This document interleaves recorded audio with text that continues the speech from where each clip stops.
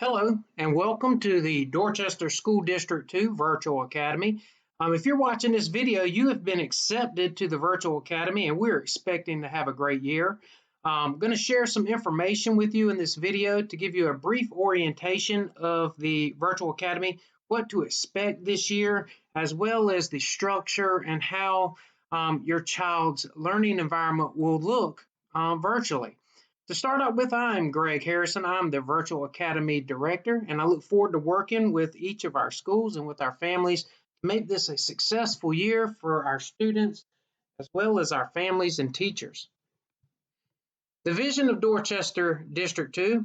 Dorchester District 2 desires to be recognized as a world-class school district, expecting each student to achieve at his or her optimal level in all areas and providing all members of our district family with an environment that permits them to do their personal best. Dorchester District 2's mission, leading the way, every student, every day, through relationships, relevance, and rigor. The structure of the Virtual Academy. You're going to see that there's a district level at the Academy, as well as there is a school-based team, as well as our teachers at our school sites. One important thing to note before we get too much into the structure of the Virtual Academy is that our teachers, as well as our students in the Academy, they remain connected to their home school. So our students, the Virtual Academy is a program that our students are enrolled in.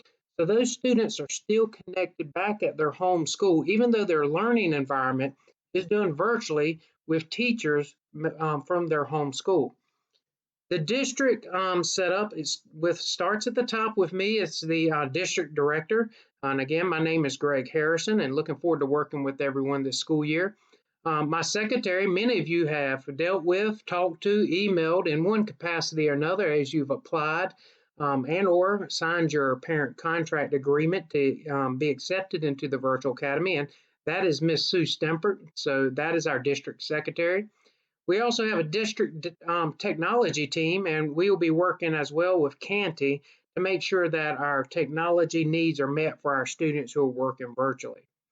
Our school-based leadership teams, and this is an important note to note, is that since our teachers and our students will remain connected to their school, a big important part of the academy structure is that the school-based leadership team really will be working closely with our teachers and with our families, as well as me working with our principals and our assistant principals, as well as our teachers. So you see the school-based leadership team starts with the school-based principal, and each school has assigned an assistant principal or an intern, as well as a school counselor that will be working with your child and with the teachers in the virtual academy.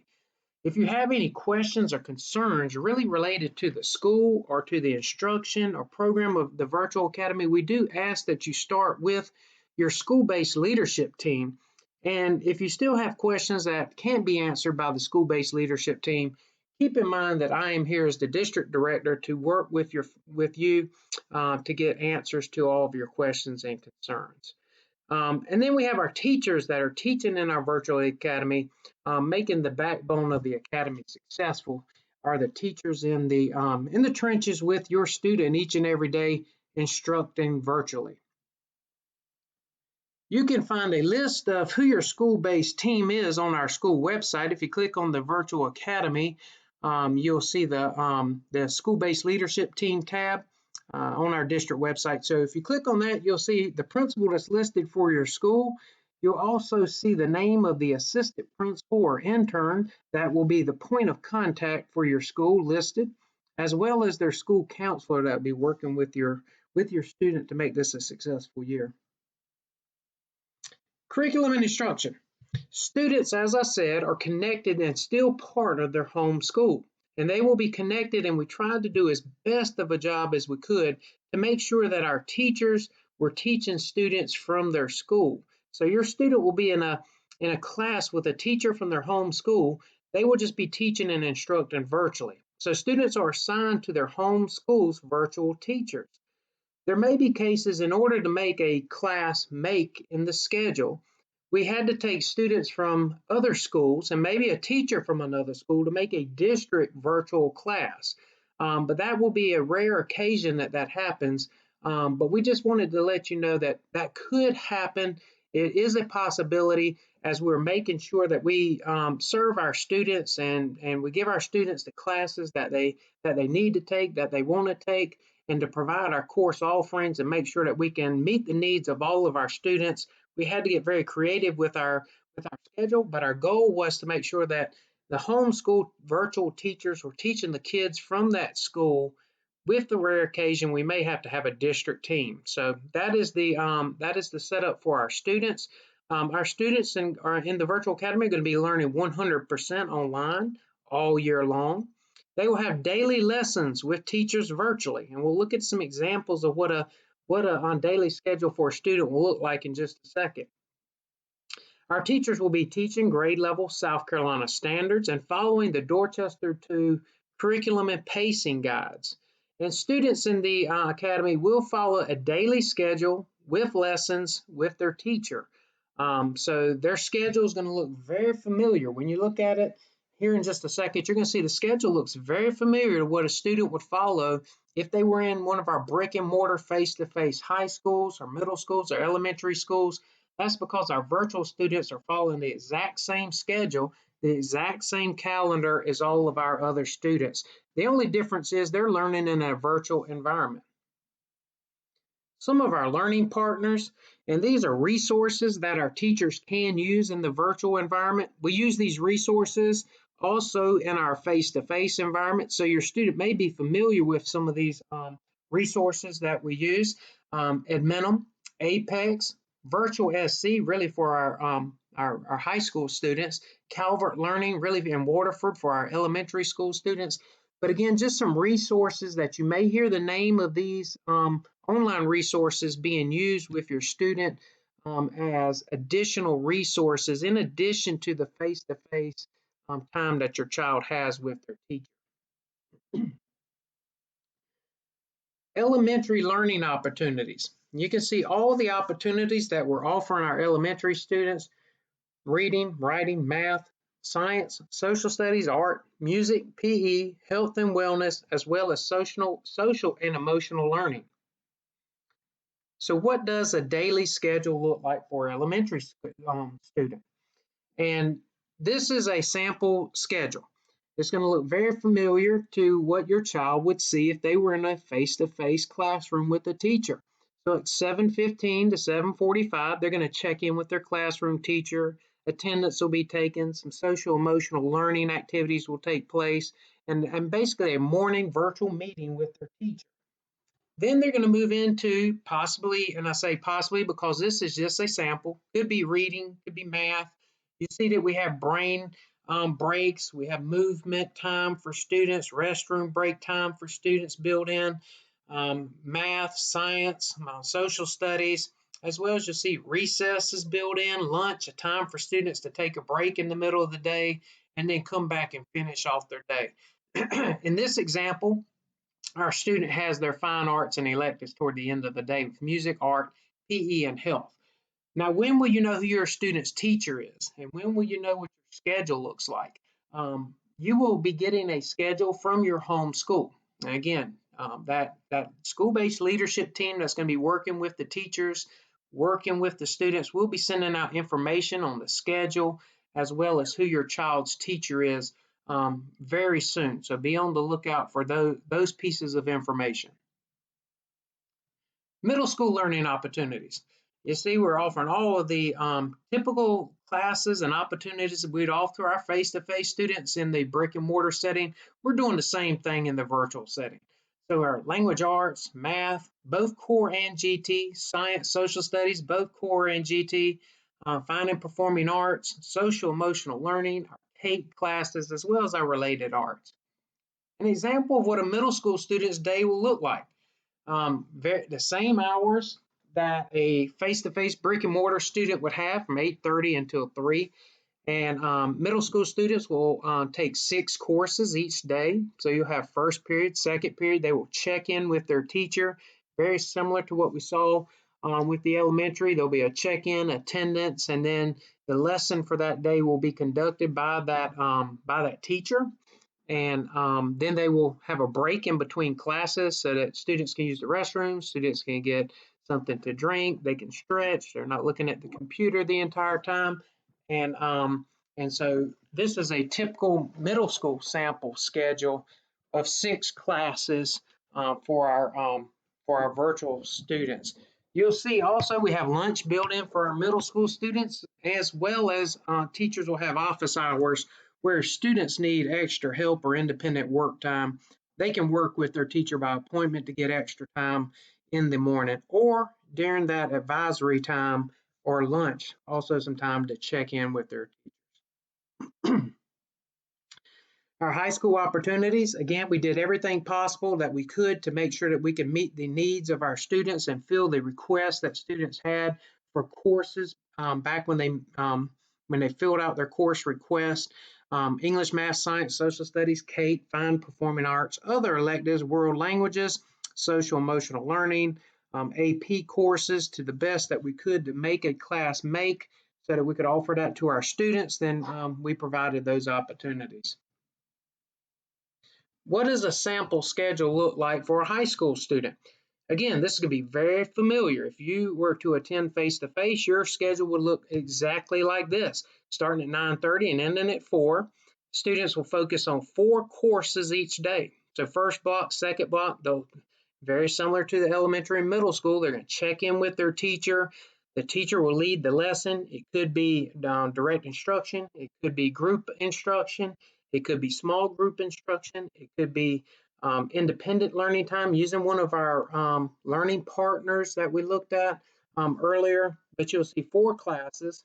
Office hours, again, built in the morning where our teachers could work independently, one-on-one with the teacher.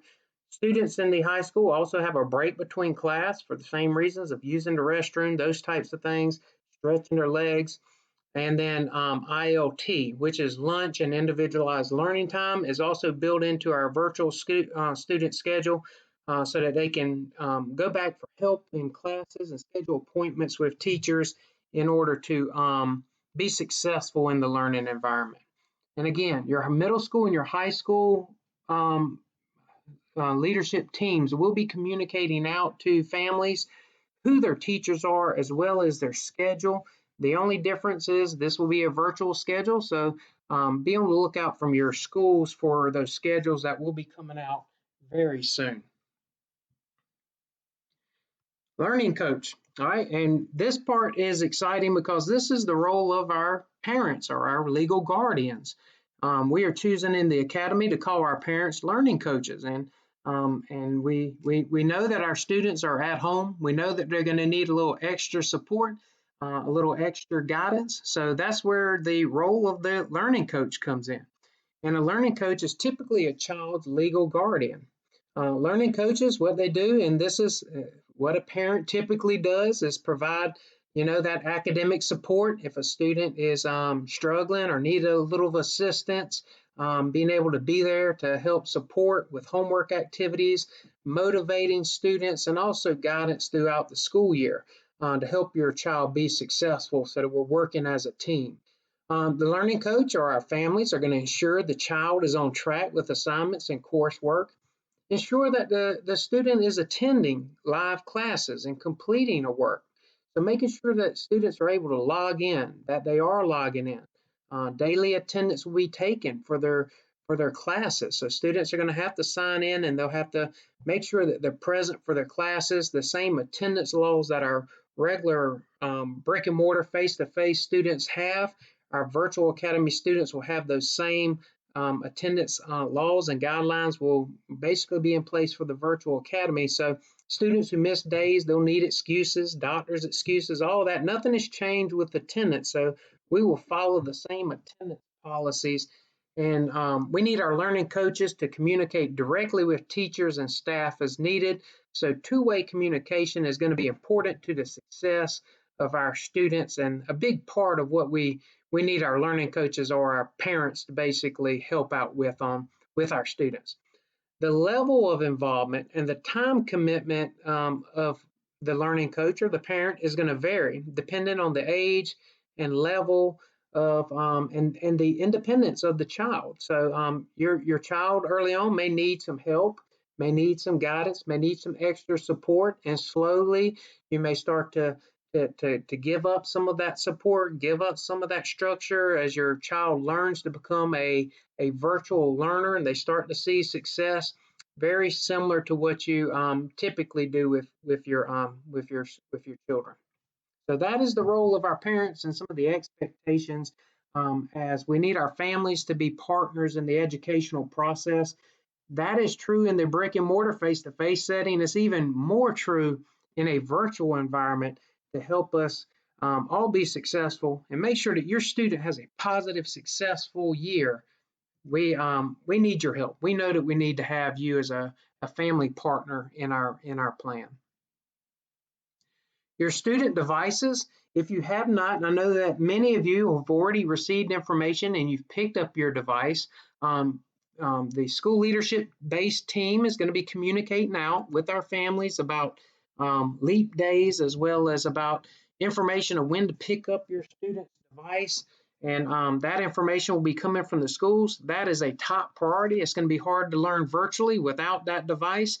So make sure if you have not heard from your school yet, be on the lookout, and also we will make sure that information gets out to our families. So again, student devices, they will be picked up from your student's home school. So if your student was going to be a student at, let's just say, Summerville High School, Summerville High School is issuing that student a device and has assigned times for our virtual students, all students, to come in and pick up those devices, since those students are connected still to their home school. Can students participate in extracurricular activities is a big one that we get. And the answer to that is yes. Students can participate in after-school activities at their regular home school. Things like band and things like football and baseball and prom and graduation and those types of activities, our virtual academy students can participate. The only thing is we are asking parents have to be responsible for providing transportation, since the virtual academy does not provide transportation. Returning to the regular school setting, we've asked, and everyone who's signed up for the academy and you're watching this video, you received the video, you received the message, is that you've signed a parent contract, and we ask that everyone commit to a year. Knowing that at January, we would review special circumstances. If a student would like to transfer back to the traditional setting, we're just asking that, be committed to a year, but do understand that we understand that things change and that certain environments may work for students, certain environments may not work for certain students. So we're going to be open to work with our families to make sure that we meet the needs of our students, and we're taking care of our families. So in January, we will look at mid-year transition back, but the only thing is we have to make sure that there's space at the home school. Since we're taking teachers from the home school to make virtual sections, it may be difficult for students to transition back if there's not space. But again, we're going to do everything that we can. We're here to support our students to make sure that they are successful, and really would like everyone to have that full year commitment, and hopefully you enjoy the virtual learning environment to the point that you want to continue the virtual environment for years to come. Maybe finish your schooling in Dorchester too.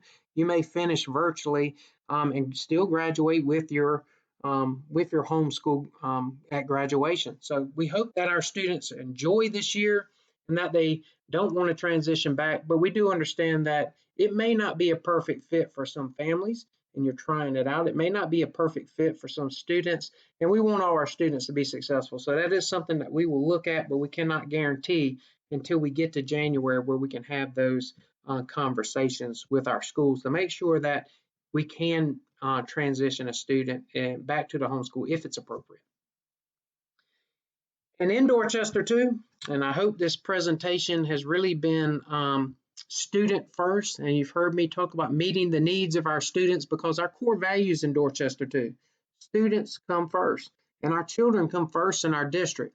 and making sure that the educational needs, we are here for our students, we're here for our families, and that's our top core value. Passion, accountability, or other core values near the top of our list. Integrity, community, excellence, relationships, diversity, leadership, and recognition are all our core values. But right at the top of our core values and our number one core values are our students. So we hope that our students are successful. We are here to make sure that you have a positive, successful year. Again, reach out to those school leadership teams who will be working with your students. If you need me, again, my name is Greg Harrison. I'm here for you as the district director of the Virtual Academy. But again, I hope that this overview has been a informational session, that you've gained a lot of insight.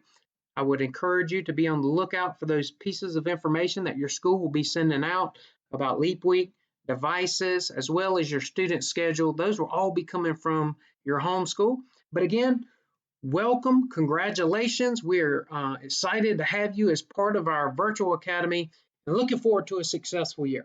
Thank you.